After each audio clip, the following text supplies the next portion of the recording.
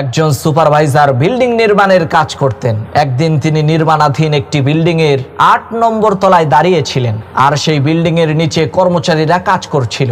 এমত অবস্থায় সেই সুপারভাইজারের একজন কর্মচারীর সাথে খুবই গুরুত্বপূর্ণ একটা কথা বলার প্রয়োজন হলো, কিন্তু সেই সুপারভাইজারের ডাক নিচের সেই কর্মচারী শুনতে পেল না। তখন সুপারভাইজার ওই কর্মচারীর দৃষ্টি আকর্ষণ করার জন্য তার পকেট থেকে 10 টাকার একটা নোট উপর থেকে ফেলে দিল। ওই 10 টাকার নোটটা যখন কর্মচারীর কাছে যেয়ে পড়লো, তখন কর্মচারী খুশি হয়ে ওই 10 টাকার নোটটা আস্তে করে পকেটে রেখে দিল, কিন্তু উপরের দিকে তাকিয়ে দেখলো না যে উপর থেকে নোটটা কে ফেলেছে। পরের বার সেই সুপারভাইজার 100 টাকার একটা নোট উপর থেকে ছুঁড়ে মারলো। আগের মতো এইবারও সেই কর্মচারী ওই 100 টাকার নোটটা উঠিয়ে পকেটে ভরলো, কিন্তু উপরের দিকে তাকালো না। তৃতীয়বার সেই সুপারভাইজার 500 টাকার একটা নোট বিল্ডিং এর 8 নম্বর তলা থেকে ফেলে দিল।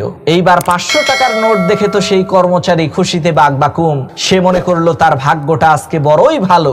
যথারীতি সে 500 টাকার নোটটাকেও পকেটে ভরলো, কিন্তু একটা বারের জন্য সে উপরের দিকে তাকিয়ে দেখলো না। শেষমেশ ওই সুপারভাইজার একটা ছোট্ট পাথরের টুকরা হাতে নিয়ে উপর থেকে তার সেই কর্মচারীর দিকে ছুঁড়ে মারলো, আর সাথে সাথে ওই পাথরটা এসে ওই কর্মচারীর কাঁধের উপরে পড়লো। এইবার সেই কর্মচারী সোজা উপরের দিকে তাকিয়ে জিজ্ঞেস করলো, কে উপরে?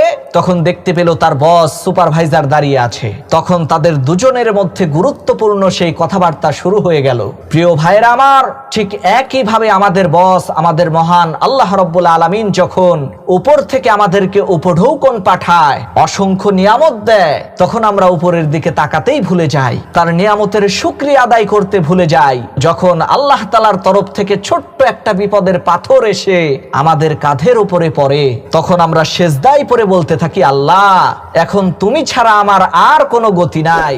এজন্য প্রিয় ভাইয়েরা আমার, সুখের সময় যদি ওই আল্লাহ তাআলাকে আপনি স্মরণ করেন, তাহলে দুঃখ আপনার কাছে কখনোই আসবে না।